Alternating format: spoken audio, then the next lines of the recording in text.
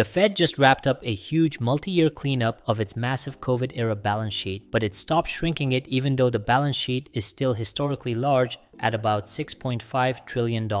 That is way down from the peak, yet still far above the roughly $4 trillion level before the pandemic. It got there by letting its bonds mature without fully replacing them, which slowly drained money from the system and reversed a bit more than half of the emergency support it pumped in during 2020 to 2021. Think of the Fed's balance sheet like a big pool that decides how much cash sloshes around in markets. QE filled that pool and helped lift asset prices. QT drained it and made things tighter. Now the Fed is saying this is as low as it wants to go because it does not want another 2019 style cash crunch. One big source of tightening pressure is gone, but interest rates are still restrictive. Markets also no longer face a steady stream of Fed bond sales, which gives stocks, credit, and long-term bonds a bit of breathing room. Banks still have plenty of reserves, so the Fed can focus on when to cut rates rather than worrying about liquidity accidents. If inflation and growth keep cooling, this combo of no QT and eventual cuts leans supportive for risk assets. If inflation pops back up, the Fed can hold rates high, but it is unlikely to restart heavy QT anytime soon.